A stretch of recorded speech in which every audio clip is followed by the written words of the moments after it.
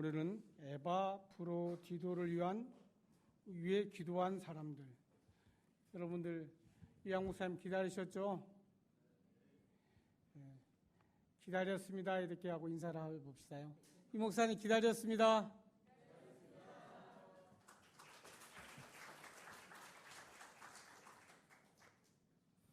최 장로님이 굉장히 감동적이셔요. 사회를 보셔도 막 대답을 짜내시고 반갑습니다. 오늘 또 그리스도의 평화가 여러분 깊은 곳에 함께 하시기를 기원합니다. 우리 먼저 영상 프로그램 하나 보면서 명상하겠습니다. 여러분 화면 나오시면서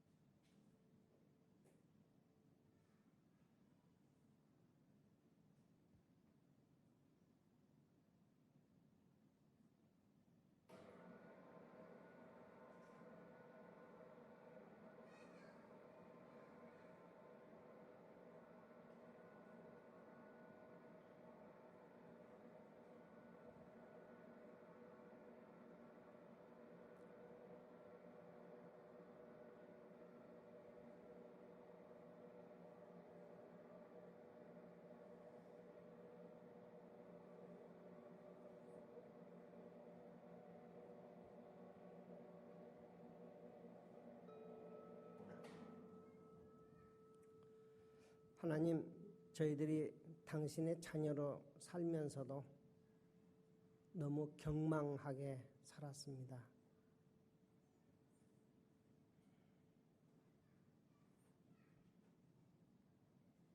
나 자신에 대해서 깊은 자존감으로 살지 못하고 들뜬 부초같이 바람에 나는 겨와 같이 허덕이며 살았습니다. 저희들 너무 조급하게 살았습니다. 하나님의 사랑이 내게 햇빛같이 있음에도 불구하고 늘 배고픈 어린애같이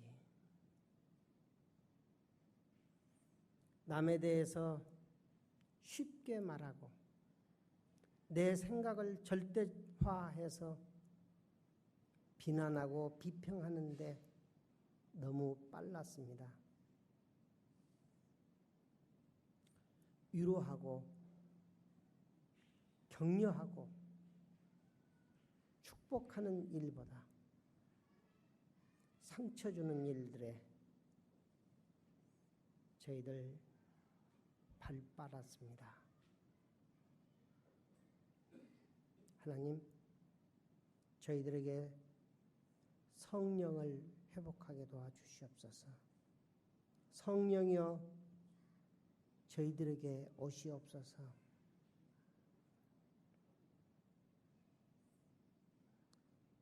욕망을 이길 수 있는 자유의 영이여 물질과 소유와 소비욕을 억압할 수 있는 자유의 영이여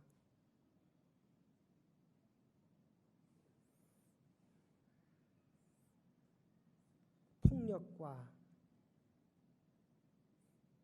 전쟁에 반대할 수 있는 용기의 영이여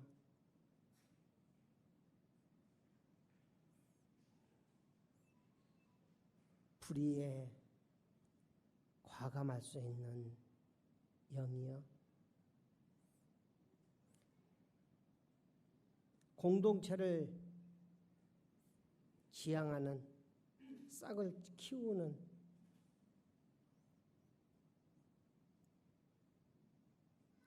신선한 영이여 우리가 살아가는 인생의 삶의 사명을 확실하게 심어주는 성령께서 저희를 점령하여 주시옵소서. 우리 공동체를 점령하여 주시옵소서. 예수님 이름으로 기도합니다. 오늘 여러분들에게 책 한 권을 소개를 하고자 합니다.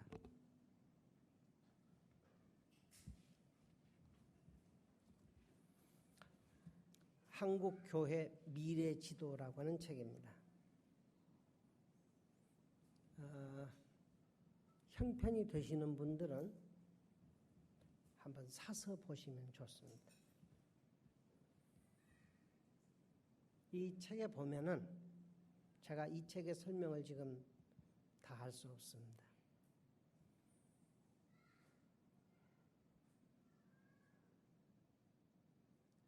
지금 세계적으로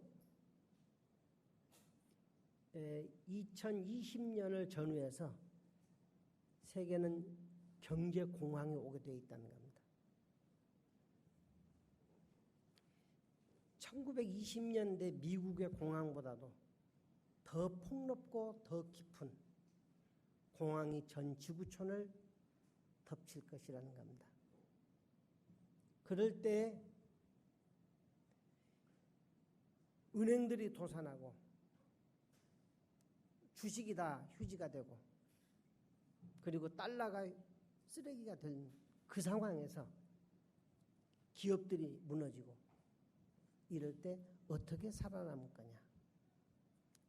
이 미래학자들한테는 대단한 관심거리인데 이것은 무슨 꿈을 꾸어서 예언하는 것이 아니고 미래를 내다본 점술이 아니고 많은 데이터, 이 과학적 표본들을 가지고 그 지금 세계의 동향의 흐름을 추적한 결과 이렇게 올 수밖에 없다고 하는 것입니다.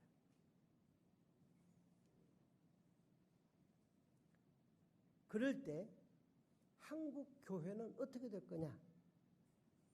한국 교회는 대단히 지금의 상황을 끝장내고 이제 한국 교회의 부흥은 끝났다는 겁니다. 이미 위축되고 있고 축소되고 있고 가라앉고 있는 한국 교회는 1000만을 자랑하는데 앞으로 400만으로 줄어든다는 겁니다. 그러면 뭐 10만 명 교회는 4만 명으로 줄고 10,000명 교회는 4,000명으로 줄고 1,000명 교회는 400명으로 줄고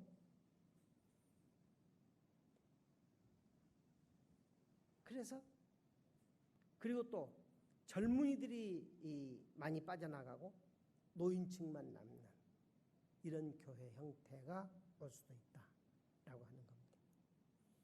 그래서 에집트에서 요셉이 바로의 꿈을 해석을 해서 10년의 풍년 기간에 비축을 했다가 나머지 7년에 비축을 했다가 나머지 7년 흉년에 그 위기를 극복했던 것 같이 한국 교회도 지금부터 준비하고 이 갱신하지 않으면 안 된다. 변화시키지 않으면 안 된다라고 하는 것입니다. 이런 각도에서 우리는 주민교회는 어떻게 변화되어야 하는가 하는 것을 여러분 각자 좀 연구하고 그리고 항목을 만들고 그것들을 어떻게 실천할 것인가 이런 우리가 훈련을 해 나가야 할 것 같습니다. 한국 교회가 줄어드는 이유는 또 많습니다. 이제는 집단 지성의 시대입니다. 이 교육과 인터넷과 그 많은 매체들을 통해서 모든 사람들이 다 앉아서도 다 깨우치고 있습니다. 그래서 옛날에 그 대학자들의 수준을 지금은 뭐 어린 사람들도 그 수준을 유지할 수 있을 정도로. 그래서 모든 세계인들이 지성이 올라가고 있습니다. 자연에 관한 지성, 또 그 많은 과학적 지성 이런 것들이 올라가고 있는데 교회가 그 집단 지성의 수준을 넘어서지 못한다는 겁니다. 교회에서 얘기하는 이 설교 메시지가 그 수준 이하기 때문에 교인들이 와서 들을 필요가 없다라는 그런 그 국면이 이미 왔다 이런 얘기입니다. 변화의 국면은 여러 가지가 있습니다. 그 중에 또 하나가 한국 상황은 통일이라고 하는 겁니다. 통일이 어떻게 되느냐에 따라서 교회는 전혀 달라진답니다. 지금 뭐 맘 놓고 그 설교하는 그 메시지들이 너무도 이것은 지탄의 대상이 되어버릴 수 있고 그리고 매도되어 버릴 수 있는 상황이 올 수도 있다. 그리고 한국 교회가 예산의 40%에서 45%의 예산을 북한 선교, 북한 돕기에 쓰지 않으면 안 된다라고 하는 것을 이 책에서는 강력하게 얘기를 하고 있습니다. 그만큼 북한 사회가 어떻게 변하고 어떻게 통일이 되느냐에 따라서 이 남쪽의 운명이 엄청난 변화를 가져올 수 있다 하는 겁니다.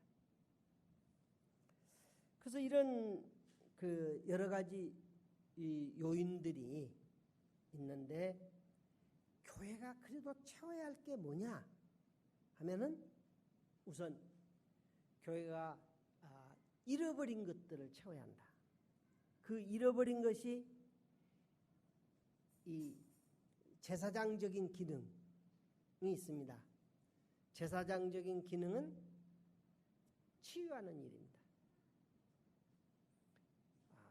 사람들을 만나고 상담하고 그리고 어려움을 듣고 상처를 치유하는 일, 그 일을 교회가 해야 한다. 그 일을 등한히 하면은 교회가 이 벽에 부딪힌다는 거죠.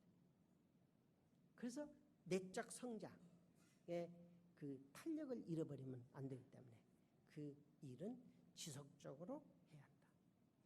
또 교회가 또 크게 잃어버린 건 뭐냐 하면은 이 내적 치유만이 아니라 사회 치유, 나라 치유, 국가 치유, 이 사회의 예언자적인 기능을 확보해야 하는데 그걸 상실해버렸다. 오히려 권력구조에 기생하고 아부하고, 그래서 잘못된 권력 편에서 메시지를 만들어내기 때문에 교회가 결국은 사회에서 외면되고 지탄의 대상이 되어버릴 수밖에 없다 하는 겁니다. 예언이라고 하는 건 쉬운 일이 아닙니다. 예언이라고 하는 것은 어떨 때는 전혀 사람들이 상상하지 못한 일들을 예언을 해야 합니다. 이사야는 예언을 아무리 해도 사람들이 듣질 않습니다. 그러니까 길가에 가서 자기 옷을 다 벗습니다. 그리고서는 깨복쟁이가 돼가지고 스트립 쇼를 하면서 메시지를 전했습니다. 하도 안 들으니까 얘기 좀 들어달라고 하는 거죠.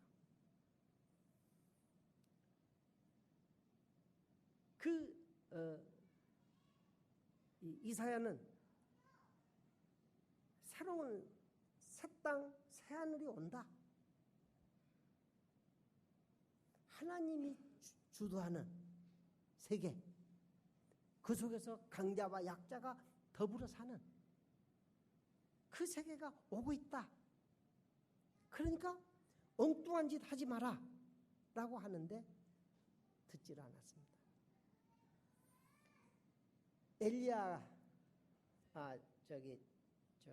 예레미야 같은 경우는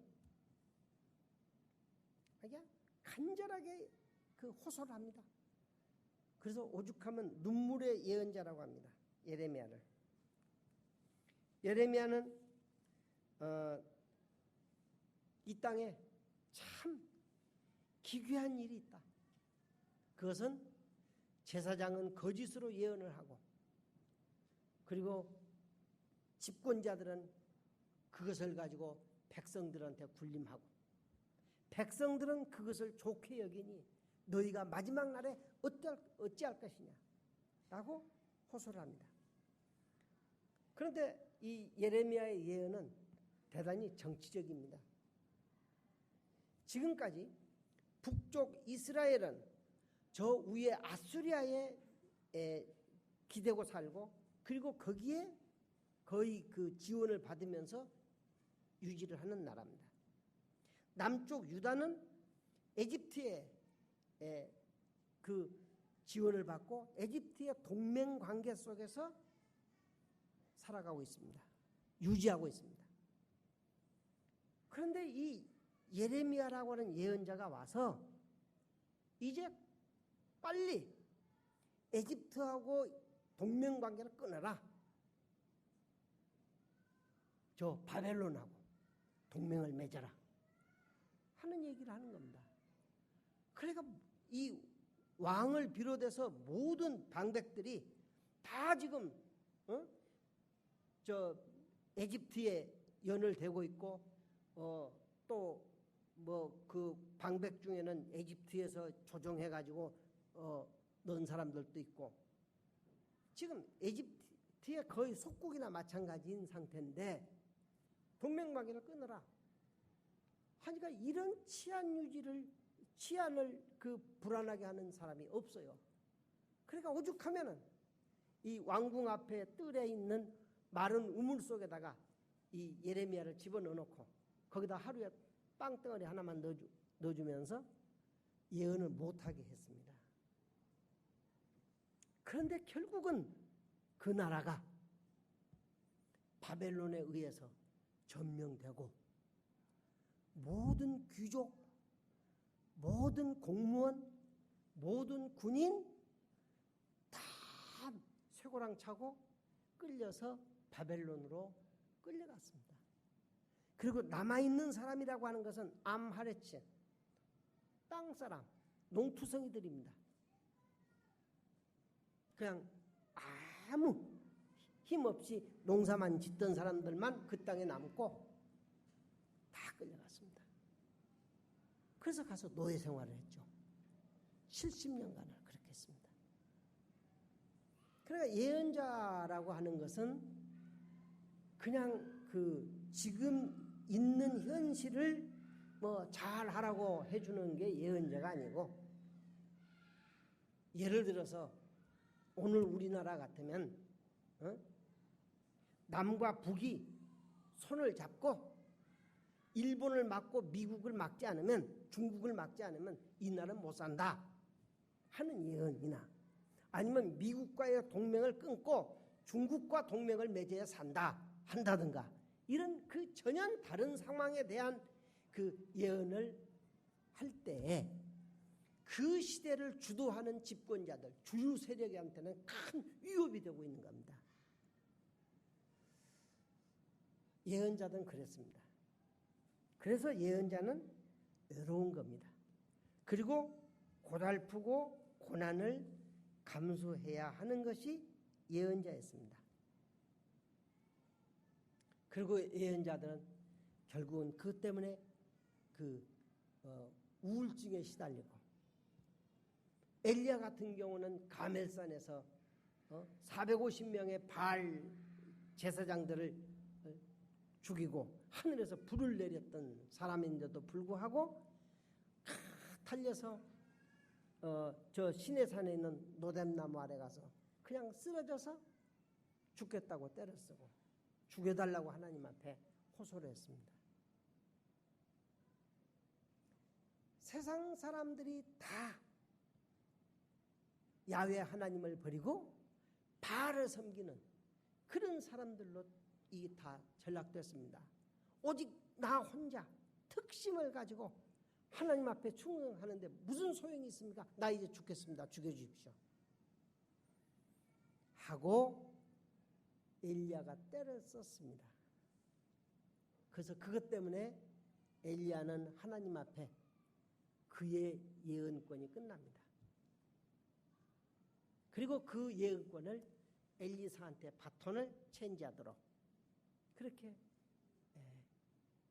마무리를 하죠.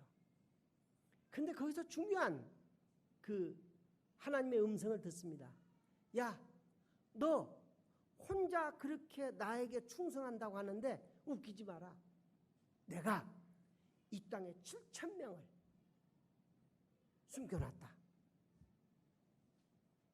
그 말은 무슨 말이냐면은 내가 가지고 있는 생각이 꼭 옳은 생각이 아니라는 겁니다.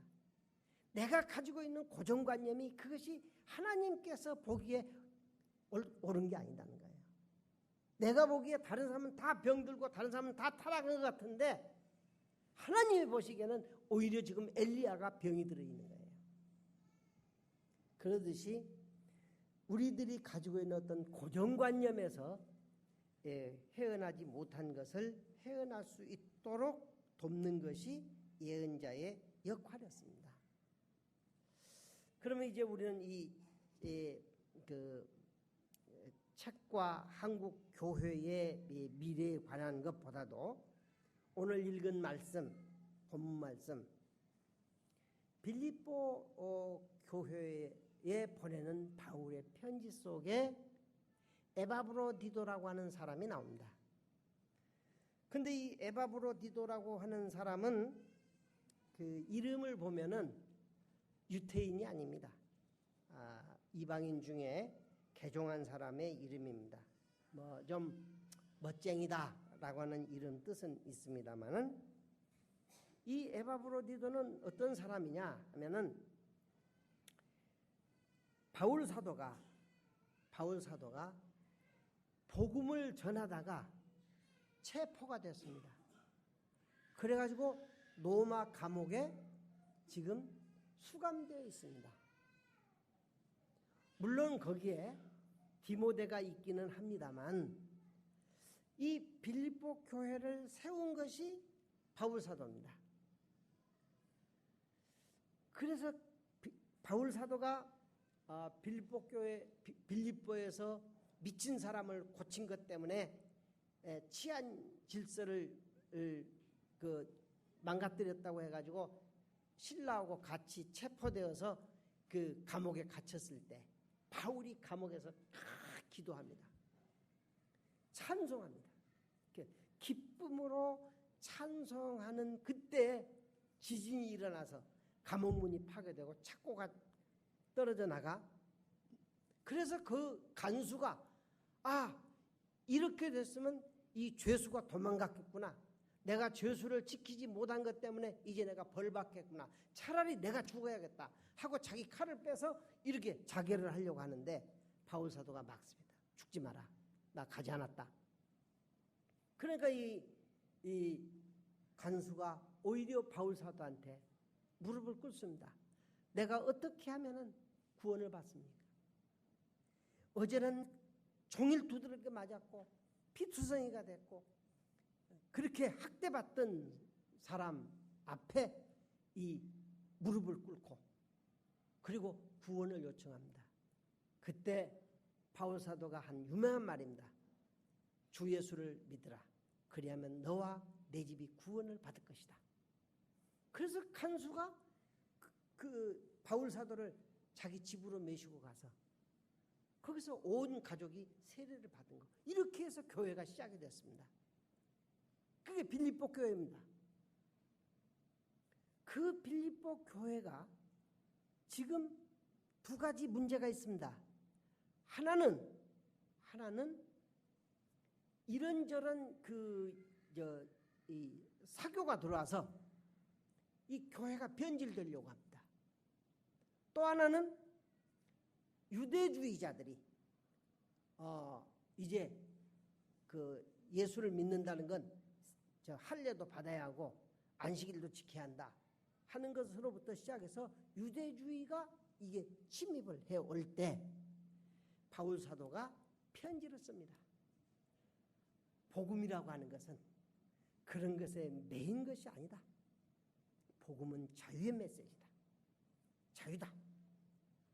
근데 그 자유를 살려면 감사하고 기뻐해라 하는 편지를 쓰는 것이 이 빌립보서인데 이 편지를 누구한테 보내냐 하면은 에바브로디도라고 한 사람 편에 이 편지를 빌립보에다가 보냅니다. 그러면 그 에바브로디도는 누구냐 하면은 감옥에 갇힌 이 바울 사도를 가서 누군가가 좀 도와야겠단 말이야. 우리한테 복음을 증거했고 우리를 이렇게 양육하는 데 애써주신 바울 사도를 우리가 선교 헌금을 보내자 해서 모금을 해서 헌금을 모았습니다. 그리고 또 식량도 좀 보내자. 그런데 이제 요즘으로 우리로 말하면 고추장, 된장도 싸고 해서 누가 갈 거냐 하고 교인들한테 물으니까 몇 사람이 나 가고 싶다 했겠죠. 그런데 교인들이 거기서 투표를 해서 에바브로디도라는 이 사람을 보내기로 결정을 하고 그리고 그 사람한테 바리바리 짐을 지우고 모금한 돈을 가지고 이 먼 길을 나귀를 타고 걸고 그리고선 또 배를 타고 몇 군데를 돌아서 몇 달 만에 로마에 도착을 합니다. 그래서 로마에 가서 바울 사도를 만나서 바울 사도한테 이제 수종을 듣습니다.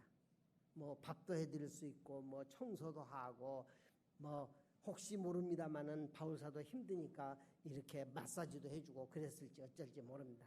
어쨌건 간에 바울 사도한테 적절한 협력을 하는데 이 에바브로디도가 병이 났습니다. 아마 풍토병일 것이다. 그때는 이렇게 옮기면은 풍토병이 많이 걸립니다. 지금도 저는 그 이화랑 전도사가 이게 풍토병에 걸리면 어떡하나 하고 걱정을 하고 있습니다. 인도에 가서 한 2년, 3년이면 아주 무서운 병을 한 번씩 알아야 합니다. 그래서 이 병에 걸렸는데 낫질 않는 거예요. 그 소식이 이쪽 빌립보 교회에 전해졌어요. 그러니까 빌립보 교인들이 열심히 기도를 했어요. 에바브로디도가 낫게 해주십시오 하고 기도했어요. 그런데 바울 사도는 얼마나 또 미안해요. 자기를 와서 돕는 사람이 이렇게 병이 드니까 하나님 내가 민망해서 안 되겠습니다. 이 사람 살려줘야겠습니다. 그래야 이게 복음의 덕을 세우겠습니다 하고 또 기도를 했을 거예요. 그런데 에바브로디도 자신은 어떻게 했어요? 이거 바울을 도우러 와서 이제는 도움이 안 되고 오히려 걸거치게 돼 있고 파송한 교인들이 자기를 위해서 지금 기도하고 있다니 이거 어떡하느냐. 안팎으로 미안하고 힘든 거죠. 그래서 본인도 간절하게 하나님께 기도했어요. 그런데 그 기도가 상달이 돼서 에바브로디도가 치유함을 받고 건강을 회복했어요. 너무 좋아서 이제 내가 이제 바울 사도를 더 열심히 도와야겠다 이렇게 생각했겠죠. 그런데 바울 사도는 빌립보에 사역자를 하나 보내야겠는데 거기에 디모데가 마침 와 있었기 때문에 디모데를 빌립보에다 보내려고 생각을 했어요.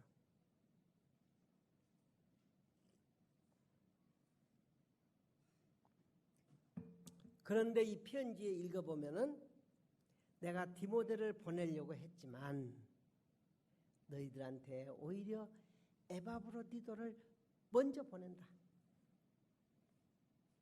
하면서 이 편지를 써서 보내요. 그리고 이 편지는 빌립보서는 어떤 의미에서는 에바브로디도에 대한 추천서예요. 저한테는 가끔 저한테도 추천서 써달라는 사람들이 많이 있습니다. 주로 기독교 학교에 교사로 들어간 사람은 목사 추천서를 가지고 가야 합니다. 근데 가끔은 좀 힘들 때가 있어요. 교회도 나오지도 않죠. 우선 11조도 안 하죠. 뭐 어쩌다 한 번씩 얼굴 좀 띄엄띄엄 보이던 사람이 갑자기 와서 이제 바쁘니까 목사님 앞으로 잘 나올 테니까 저 추천서 하나 해주십시오. 어때요? 해줘야 돼요? 안 해줘야 돼요? 네? 해줘야 돼? 안 해줘야 돼요? 해줘야 돼요? 해줍니다. 해줘요. 왜? 먹고 사는 일이 얼마나 중요합니까? 근데 그 추천서 없어가지고 못 들어가면은 두고두고 원망할 거 아니에요. 원망이 무서워서도 해줍니다. 근데 솔직한 심정으로는요, 자신있게 기쁘게 추천할 수 있는 사람이면 좋겠다.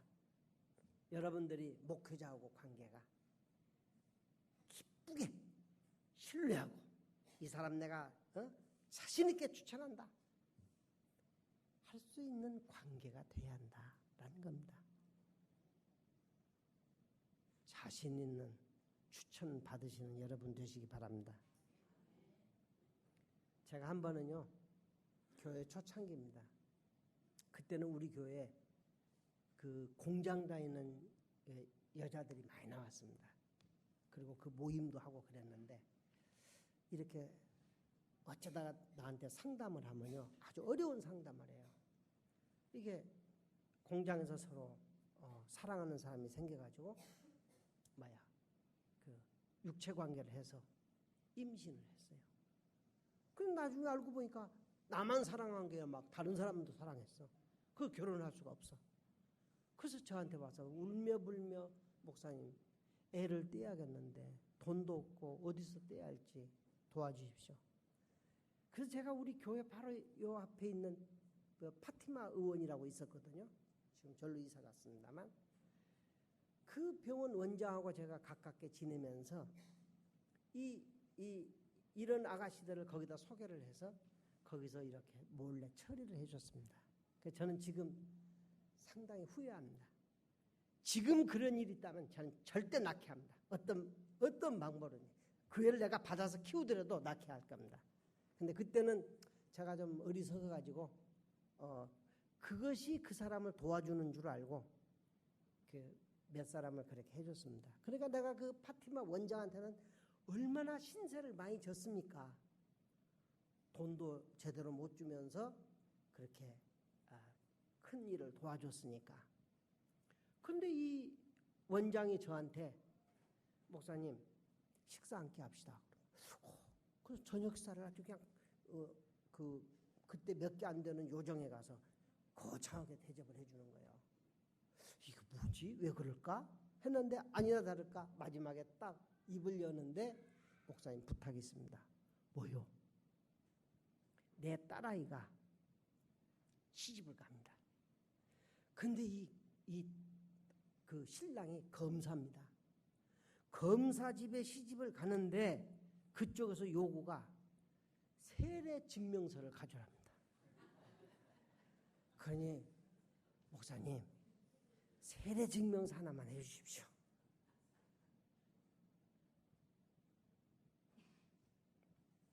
여러분, 참 그때는요, 내가 왜 목사를 됐나 하고 후회할 정도로 힘들었습니다.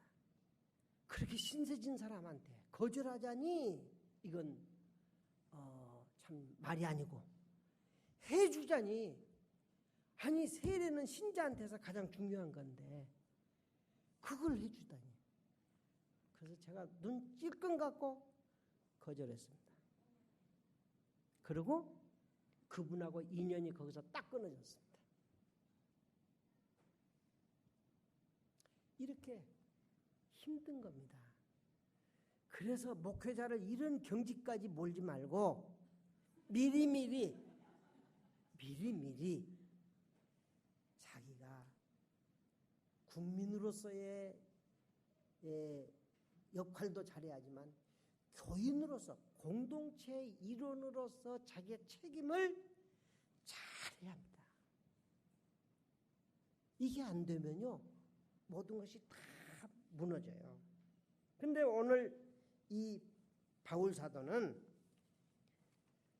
에바브로디도를 추천할 때 너무도 자신 있게, 너무도 기쁜 마음으로 추천을 해요. 그 추천사를 보면은 참 대단해요. 이 사람은 나의 형제다, 가족이다, 그 말이죠. 형제란 말이 얼마나 소중한 말입니까? 우리 제 아는 목사 교회는요, 저기 없습니다. 장로, 권사, 집사가 없습니다. 다 형제라고 합니다. 그래서 나이가 더 든 사람은 형님, 또 나이가 나보다 더 든 여자분한테는 누님, 아우, 그것만 씁니다. 그래서 그렇게 하다 보니까 이쪽에는 어머니한테도 누님 하고, 장모님한테도 누님하고 그런 교회가 있습니다. 그건 뭘 말합니까? 교회 안에 계급이 없다. 사람 위에 사람 없고 사람 밑에 사람 없다. 라고 하는 것을 교회가 굳게 지켜나가자고 하는 거죠. 내 가족이다. 뗄 수 없는 핏줄과 똑같다. 라고 하는 걸로 이 바울 사도는 에바브로디도를 얘기합니다. 실제 교회에서는 계급이 있어서는 안 됩니다. 목사나 장로가 절대 계급 아닙니다. 그것은 이 공동체를 운영하는 데 직분입니다. 그것은 은사입니다. 하늘로부터 이것을 하라 하는 직분이에요.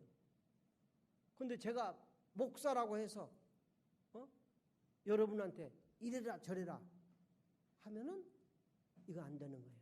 군림하면 안 되는 거예요. 제가 오늘 성가대가 여기서 연습을 해요. 그래서 위에서 듣고 있다가 그거 좀 자신 있게 좀 하시오 그랬어. 그랬더니 성가대 대장이 지휘자가 뭐라고 한 줄 알아요? 목사님이 몰라서 그래. 맞습니다. 저는 성가에 대해서 문외 아니죠. 그래서 그런 이 맞지 않는 얘기를 할 때 얘기할 수 있어요. 잘못된 것에 대해서 얘기하는 것은 사랑으로 하는 겁니다. 그것은 누구에게나 할 수 있어야 합니다. 그런데 절대 해서는 안 되는 것이 있습니다. 그것은 비판입니다. 비난입니다. 비난을 하는 것은 있을 수가 없습니다. 예수님께서 형제를 나가라 바보 같은 놈이다 하면 그건 지옥불에 떨어진다 라고 말씀하신 거예요. 그것은 왜 그러냐 하면은 내가 알고 있는 것이 그 사람에 대한 그 지식이 그 사람의 다가 아니에요. 그 사람의 한 면을 보는 건데 그걸 가지고 그 사람 전체를 평가해버리고 그 사람을 매도하면 안 되는 거예요. 그래서 교회라고 하는 것은 우리가 상하 계급적인 관계가 아니라 형제 관계다. 그래서 이 교회 안에서는 이방인이나 국내인이나 유대인들은 아주 엄청나게 중요한 겁니다. 이방인은 개새끼라고 불렀습니다. 그런데 이방인들도 똑같이 우리가 하나다. 또 상전과 종이 이 교회 안에 오면 하나다 라고 하는 것을 철저하게 지키는 것이 교회였습니다. 그렇기 때문에 바로 우리 교회도 이런 계급적 관계가 아니라 형제적 관계다라고 하는 것을 우리가 확실히 하고 옆에 있는 분들한테 나이 많은 분은 형님, 작은 분은 아우 하고 불러주세요. 한 번씩 불러보세요. 옆에 있는 분들.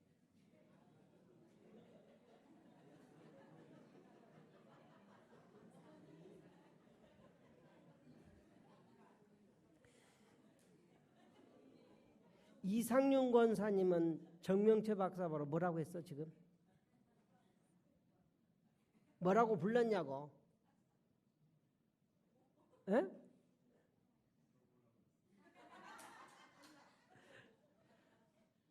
정 박사님은 이상윤 권사님한테 뭐라고 했어요? 후배? 아 그러지 마세요. 그거 선후가 아니에요. 누님 하든지. 자, 여러분 모두가 주 안에서 한 형제인 것을 감사하시기 바랍니다.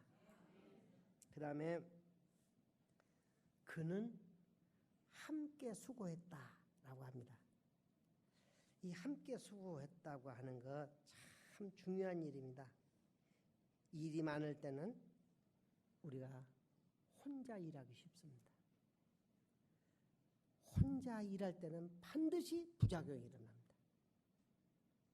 혼자 100보를 가기는 쉽습니다. 그런데 100사람이 10보를 가기는 쉽지를 않습니다. 그래서 함께 수고하는 일, 이게 교회 공동체에서 중요한 일입니다. 저는 목회자들을 여러분들이 좀 조금 도와줬으면 좋겠어요. 우리 전도사님들이 얼마나 피곤해한지 몰라요. 주민교회가 너무 좀 심하지 않느냐라고 하는 거죠. 예를 들어서요. 여러분이 1년에 기도표가 연초에 나옵니다. 그런데 막상 가서 하루 이틀 전에 나 못해 하는 거예요. 때로는 어떤 분은 그날 아침에 못 한대. 그것도 교역자가 전화를 해서 이번 주에 기도십니다 하면 그때 나 못 가. 그런 거예요. 왜 그러시냐고. 그러면 나 친척 온다고 했어. 삼촌 댁이 온대. 나 결혼식에 친척 결혼식에 가기 때문에 못 가. 이렇게 돼버려요. 그럴 때 난감해집니다. 그럴 때 이제 전도사님은 다른 데다 막 전화를 합니다. 아무개 권사님이 기도를 못 하신다는데 기도를 좀 대신하죠. 그럼 그분도 나는 안 돼. 어떨 때는 3군데, 4군데 다 부탁을 해도 안 될 때가 있습니다. 이거 어떻게 합니까? 이것이 교역자를 피곤하게 하는 겁니다. 맥을 쫙쫙 빠지게 하는 겁니다. 기도는 내가 1년에 1번 내지 2번, 다른 교회는 이렇게 돌아가면서 안 하죠. 부목사가 기도를 한다거나 장로님들이 돌아가면서 기도하기도 바쁘니까 권사님들까지 차례도 오지 않습니다. 그런데 기도가 우리가 이렇게 평신도까지 온다고 하는 것은 작은 공동체가 아름답다. 우리 교회는 나도 기도할 수 있는 그런 혜택을 받는다 하는 것을 지극히 귀하게 여기고 그것을 위해서 준비해야죠.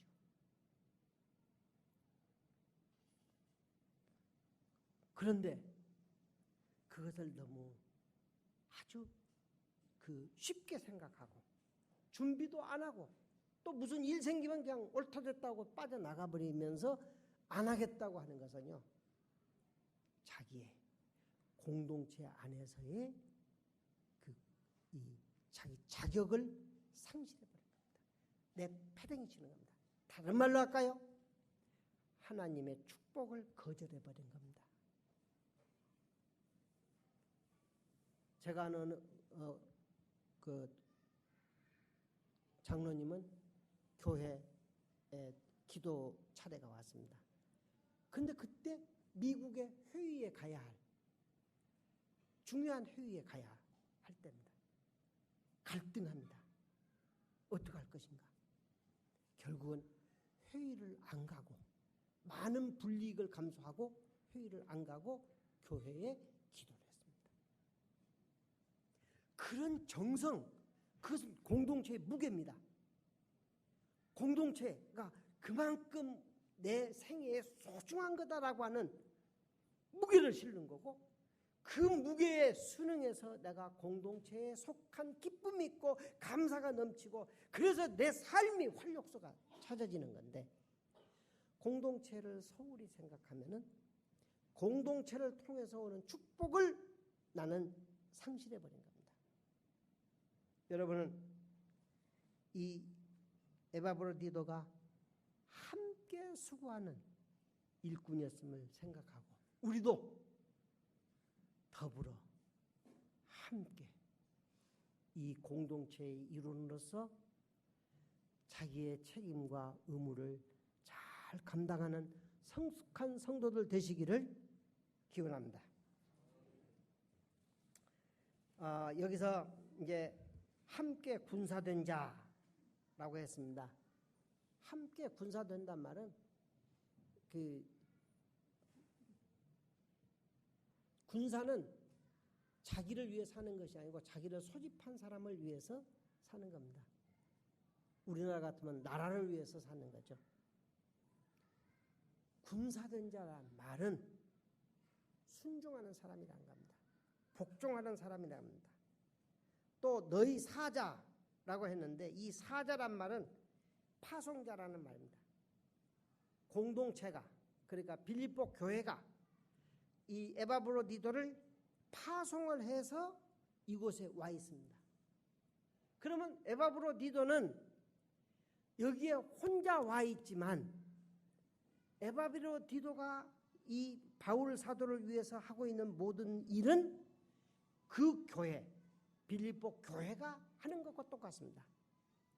그래서 에바브로디도를 사자다, 파송자다 라고 얘기를 하는 것 같이 우리가 교회가 여러분들이 이제 주일날 예배를 하고 여러분의 일터에 갔을 때 여러분은 일터에 파송된 자입니다.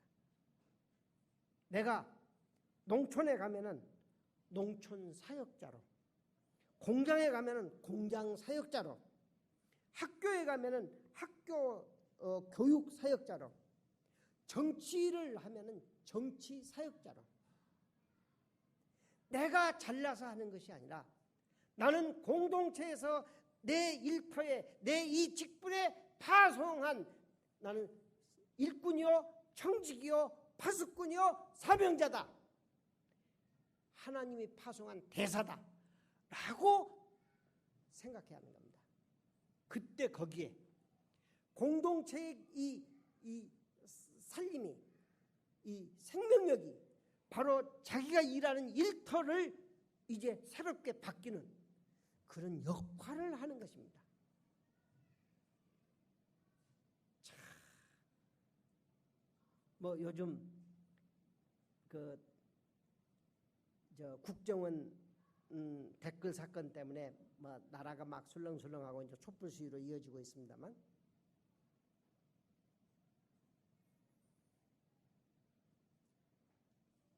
워터게이트 사건, 미국의 워터게이트 사건이 있을 때 닉슨이 당선이 됐습니다.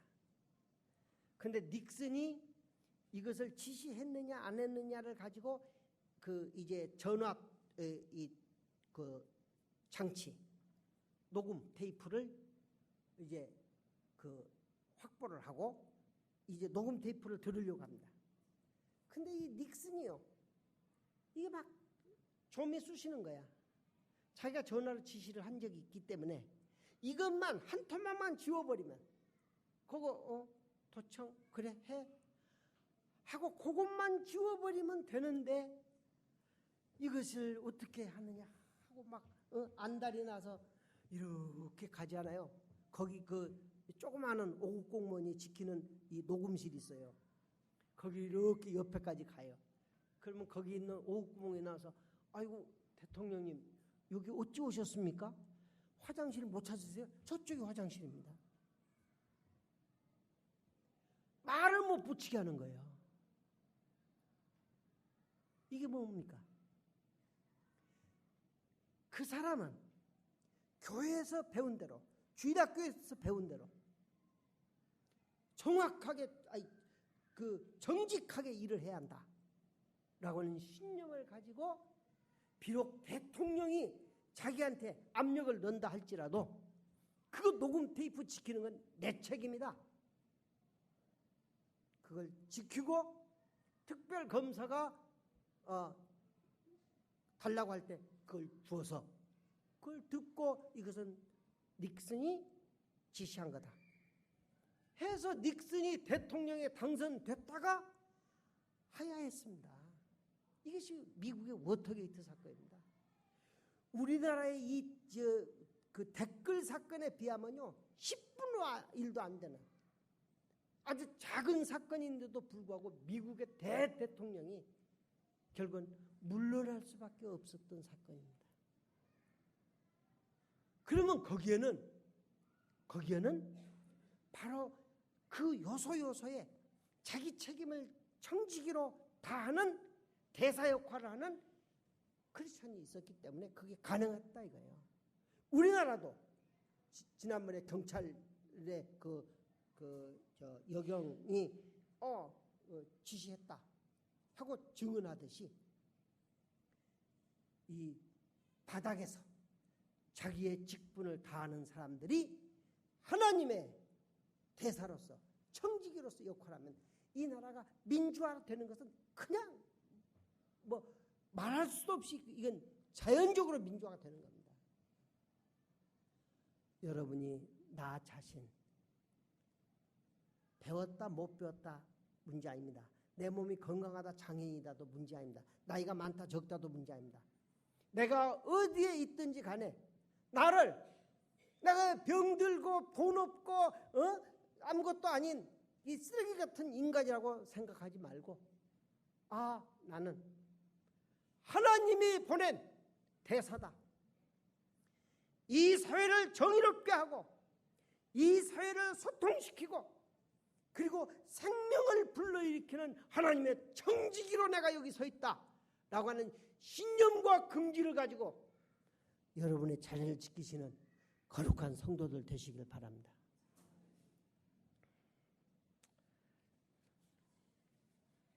그래서 바울 사도는 너희의 사자다, 대사다, 또 쓸 것을 돕는 자다, 사회복지 역할을 다 한다 이거죠.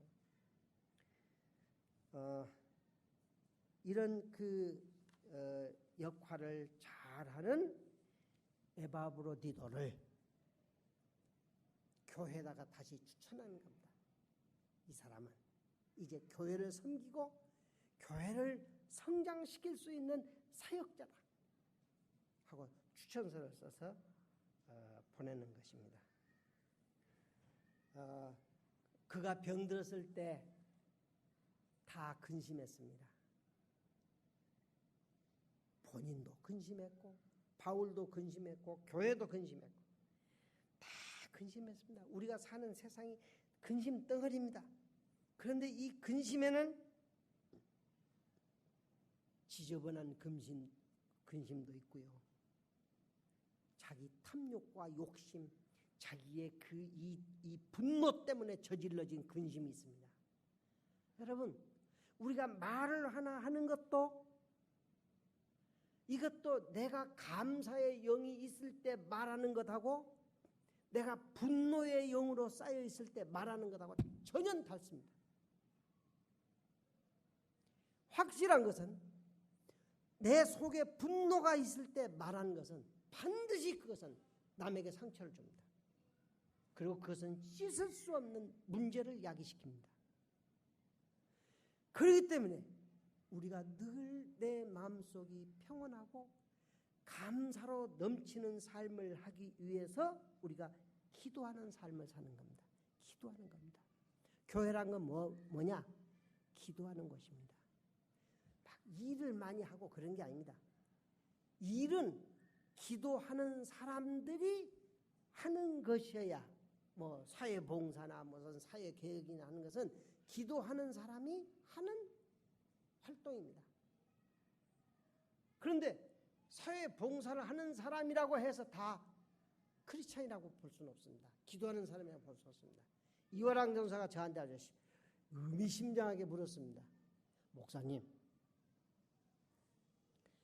제일 어려운 것이 뭡니까? 그래서 제가 대답했습니다. 기도다. 기도 어렵습니다. 그러나 기도가 빠지면 안 됩니다. 하나님, 내가 내 분노에 살지 않게 해주십시오. 내게 성령으로 함께하여 주십시오 하는 기도해야 합니다. 그런데 남을 위해서, 약한 이웃을 위해서만 기도하는 것이 아니라 나를 향해서 분노를 바라는 사람, 나를 향해서 악평을 바라는 사람, 그리고 뭔가 이 잘못된 일을 할 때 우리가 그들을 위해서 기도해야 합니다. 그러나 분노로 하면 안 됩니다. 분노같이 보일 때가 있습니다. 버스를 타고 가는데 잔뜩 지금 40명 이상 탄 버스입니다.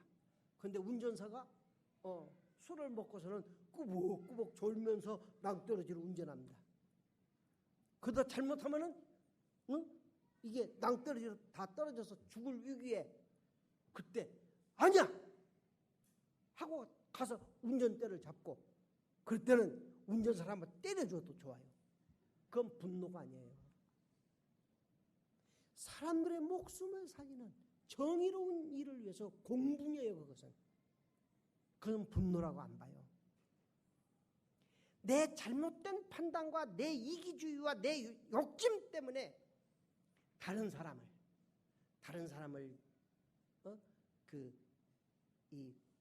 비판하고 그리고 다른 사람에 대해서 그 잘못된 평가를 하고 증오할 때 그것은 반드시 나와 그 사람 관계만이 아니라 주변이 함께 상처를 받는 것입니다. 그래서 우리는 이 에바브로디도를 보면서 우리는 뭘 해야 하느냐? 우리는 오래 참아야 합니다. 사랑이라고 하는 것은 오래 참는 것입니다. 당장 내 감정을 표현하지 말고 내가 오래 참는 겁니다. 오래 참는다는 건 뭘 말합니까? 그 사람을 기대하는 겁니다. 기대한다는 건 뭡니까? 희망을 갖는다는 겁니다. 그 사람도 좋은 사람이 될 수 있다. 그 사람도 하나님의 사람이다. 지금은 잘못된 습관과 잘못된 판단에서 저런 짓을 하고 있지만 저 사람이 하나님의 뜻을 알면은 다른 사람이 된다고 하는 이 믿음이 있어야 합니다. 그래서 그를 위해서 기도해야 합니다. 하늘의 뜻이 그에게 임해 주십시오 하고 기도하는 것입니다. 그리고 겸손하게 그를 치유하기 위해서 함께 나서야 합니다. 그래서 그러면은 내가 변화가 됩니다. 내가 변화가 되면 내가 서 있는 곳과 환경이 바뀌게 됩니다.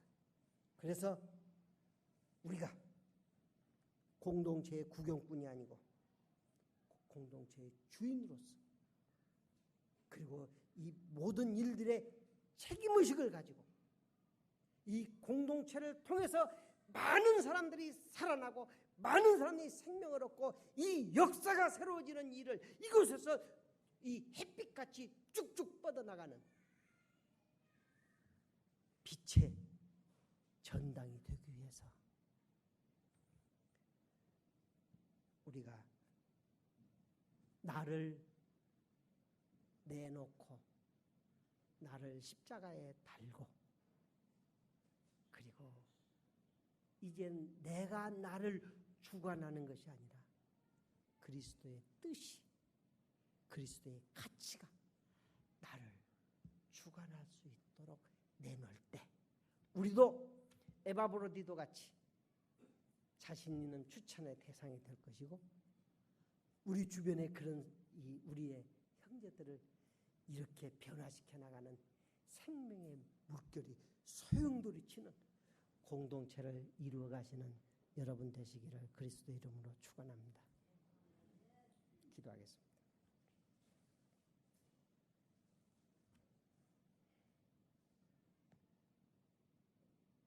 주신 생명 감사합니다.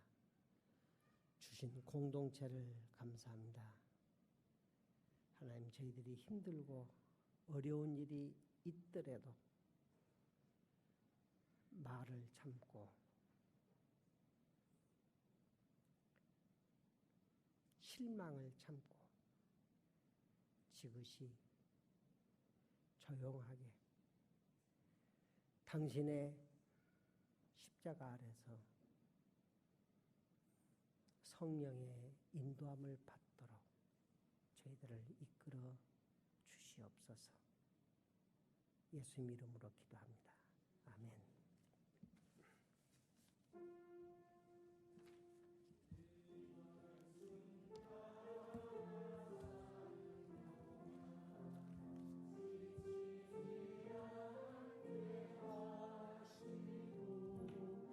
이 말 말씀 따라 사는 동안 주님 나